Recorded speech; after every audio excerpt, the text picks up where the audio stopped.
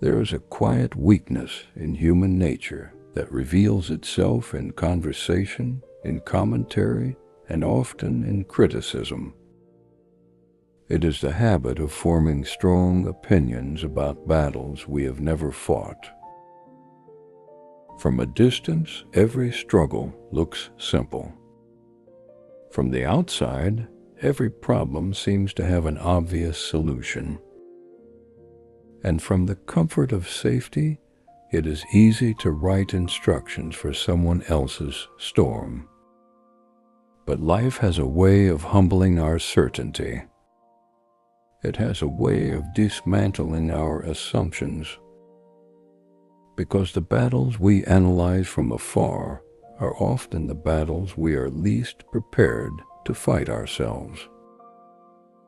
It is easy to criticize a grieving widow when your home is still filled with laughter, when you still hear footsteps in the hallway, when the chair across the table is still occupied.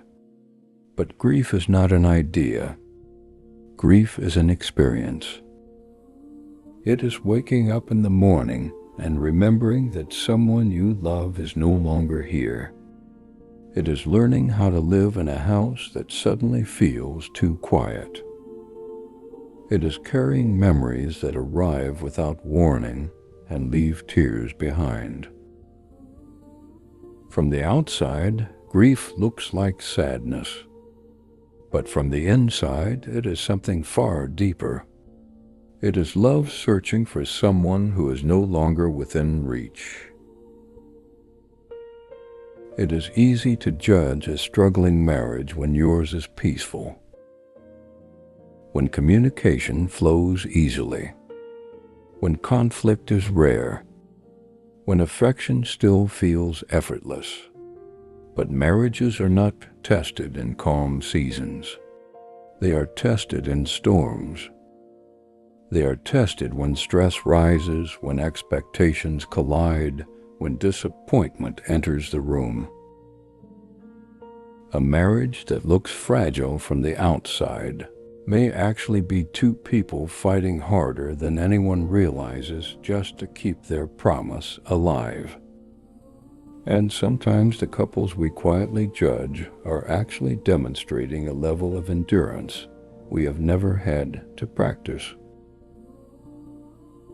It is easy to mock a failure when success has never slipped through your fingers. When your plans have worked, when your efforts have been rewarded, when the path forward has been clear. But failure is a different teacher. Failure introduces humility. It exposes the fragile illusion that we are always in control. And it reminds us that life does not always respond to effort the way we expect.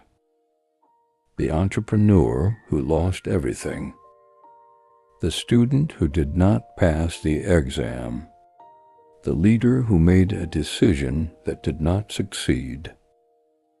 These are not simply stories of mistakes. They are classrooms where wisdom is often born. One of the greatest illusions of comfort is the belief that our current stability is permanent. But life is not static. Seasons change. Health changes. Relationships change. Circumstances change. And roles reverse more quickly than we expect. The person we once pitied may one day become the person whose strength we admire. And the situation we once judged may become the very road we must walk. Life has a way of placing us in the classroom we once observed from the hallway. Many people speak confidently about suffering they have never experienced. They prescribe solutions for wounds they have never carried. They offer advice for storms they have never sailed through. But empathy rarely grows in theory. Empathy grows in experience. It grows in the quiet hours when we realize that pain is more complicated than we once believed. It grows when life teaches us that every story has chapters we cannot see. Every struggle has details that remain invisible, and every person carries burdens that are heavier than they appear. There's a reason compassion is considered a virtue. Compassion slows our judgment. It softens our words. It reminds us that the person in front of us is not simply a situation to analyze, but a human soul to understand. And sometimes the most powerful thing we can offer another person is not advice. It is grace. Grace that says, "I may not understand your battle completely, but I respect the fact that you are fighting one." History and Scripture both remind us that humility is often learned through experience. Before someone walks through loss, they may speak casually about faith and hardship. Before someone faces betrayal, they may speak easily about forgiveness. Before someone encounters exhaustion of the soul, they may speak lightly about perseverance.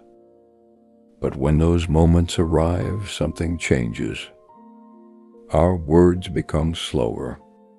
Our judgments become quieter, and our compassion becomes deeper, because pain has a way of teaching lessons that theory never could. This is why wisdom encourages restraint. Not every situation requires commentary. Not every struggle requires analysis. Sometimes the most mature response is simply humility, recognizing that we do not know every detail, recognizing that we have not walked every road, recognizing that life may one day invite us into the very battle we currently observe. One day the strong may discover weakness. One day the confident may encounter uncertainty. One day the comfortable may meet hardship. And when that moment comes, something remarkable often happens. The people who once judged harshly begin to understand gently. The people who once spoke loudly begin to listen quietly, because experience has rewritten their perspective. There is a quiet wisdom in remembering this truth. Every person is fighting a battle that others cannot fully see. Some battles are physical. Some are emotional. Some are financial. Some are spiritual. Some battles happen in hospitals. Some happen in homes. Some happen in the silence of a heart that feels alone. And many of these battles are invisible to everyone except the person carrying them. So before we criticize someone's grief, before we judge someone's struggle, before we mock someone's failure, it may be wise to pause, to remember that life is unpredictable, to remember that circumstances change, to remember that humility today may prepare us for the storms of tomorrow. Because the truth is simple but powerful. The battles we criticize today may become the battles we fight tomorrow. And when that day comes, we will hope for something we once forgot to give: understanding, patience, grace. And perhaps that is one of the deepest lessons life teaches us. The purpose of perspective is not superiority. It is compassion, not judgment, but mercy, not arrogance, but humility, because the strongest opinions often come from the least experienced voices. But the deepest wisdom usually belongs to those who have walked through the fire themselves.